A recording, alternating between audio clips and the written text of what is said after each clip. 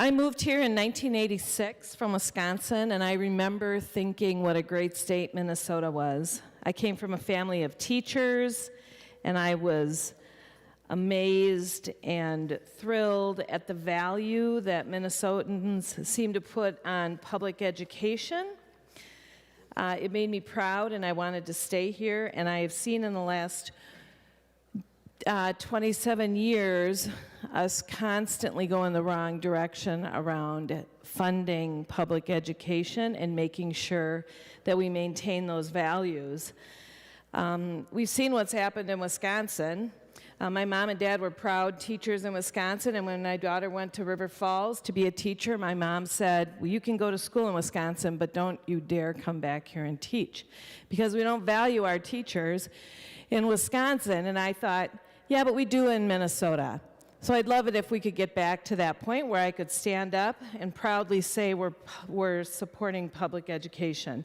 But we've heard a lot about that already, and what I want to talk about is infrastructure. So, no surprise, but this is an area where I feel like I need to sound the alarm.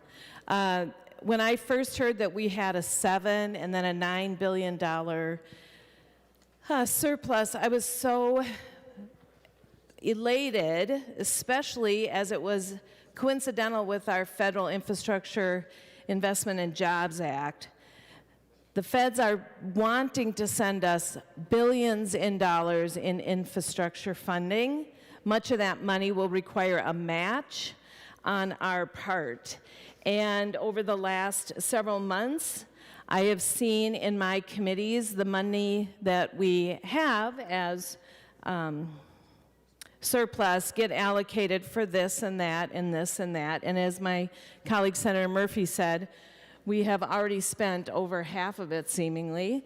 I'm very nervous because at a time when the American Society of Civil Engineers recently came out with its revised report card saying that we have billions of dollars in infrastructure money that we need to spend just to keep even in Minnesota, we're ignoring our responsibility around that and not taking this great opportunity to fund so much of that backlog. Now, granted, we don't have our bonding bills yet, but I've been told not to expect much more than what the governor has requested at $2.7 billion. We could spend all $9 billion in surplus on infrastructure right now.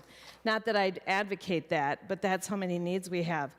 Now, if your house was falling apart, if you had broken toilets, if you had sewage coming up in the basement, if you had a hole in your roof, if you had broken windows, if you had drinkable or water that was not drinkable, and let's say you got a couple $1,000s from your great aunt who passed away, I think we would all agree that it might be irresponsible to spend that money on anything other than getting your house in order.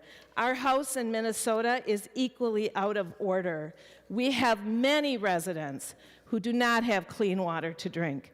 We have many residents whose sewage, frankly, goes right into the creek behind their house. And if you don't believe me, come see me. I'll tell you where to go look.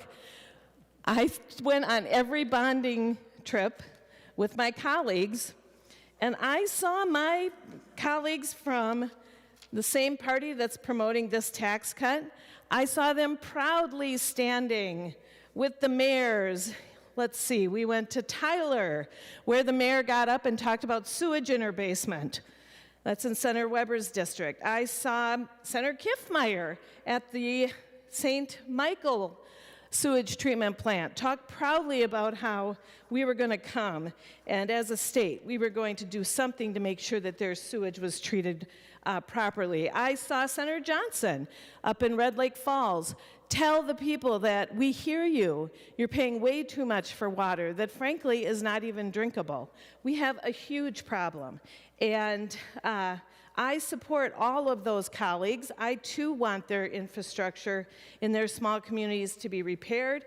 I'm just saying right now we got to put the brakes on this. I don't see enough money being held back for matching funds.